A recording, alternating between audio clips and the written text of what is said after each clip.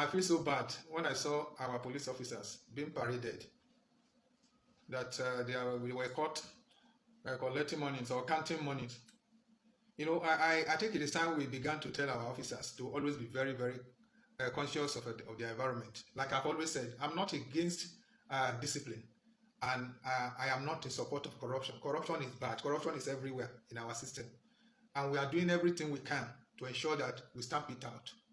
But then, whatever you see the Nigerian policemen doing or getting involved in is just a reflection of what is happening across the country, except we want to deceive ourselves. But then, I want to warn our officers, don't always let people use you as scapegoats. How on earth could you be counting money like that, as if you are in the market? Look, let me tell you now, many Nigerians, I don't want to say all, it is not all. Many Nigerians do not like you. They vilify you. They said you are corrupt, albeit wrongly, because you are not the only one. Now, you are doing things, you are not helping yourself. You are not helping yourself. Because many of these Nigerians who are vilifying you, who are saying you are corrupt, they do not know your challenges. If they know your challenges, they will pity you. And that is why some of us, we are trying very hard to let people know the challenges that Nigerian policemen are facing. I am quite aware that that vehicle that you took to that point, you were the one that took care of that vehicles, that rickety vehicles. As rickety as it is, you were the one who paid to repair, because most of these vehicles, they are damaged beyond repair. That is for officers, for divisions that even have any vehicles. Some of these vehicles, they are already parked, damaged beyond repairs. The one that Yoruba will say, you will be the one that will pick these vehicles, take it to the mechanic. You will be the one that will go to spare part dealers and put your name down. You will buy on credit. Maybe it is the gear that is bad, or the LED lamp that is bad, or the horns, or steering, or whichever parts. Police officers will be the one that will go to the spare part dealers to buy on credit, on the understanding that they will be paying by installment. I know your challenges because you were the one that will buy fuel inside that vehicles.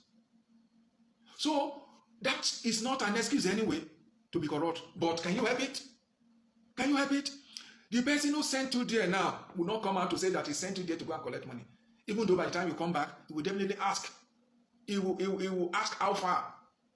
That is the word. I won't say more than that. He will ask how far. But I am saying that you should always be conscious of your environment. We have many organizations. Are you the only one going to the road? There are so many security agencies, both military and paramilitary.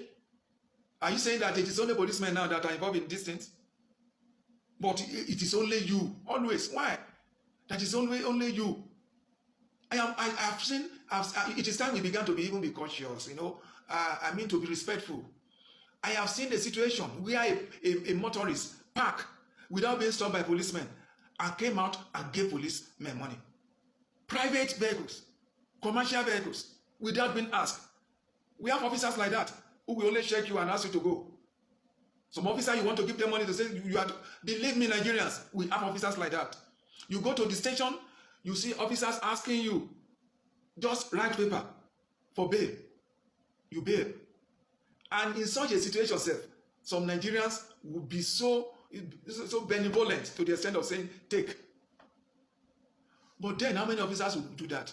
And is it their fault? No. I have told you their challenges.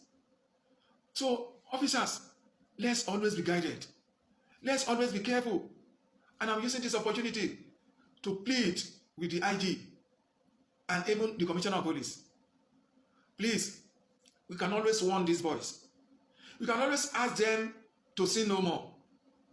I don't want to preempt the outcome of the room, but I am begging our leaders, the top echelons of the force, to always have a second look at a situation like this. To always look deeply at the circumstances surrounding this type of situation. Please don't let us just be dismissing these boys anyhow. Dismissing them will be counterproductive. Dismissing them will not solve the situation. They need orientation.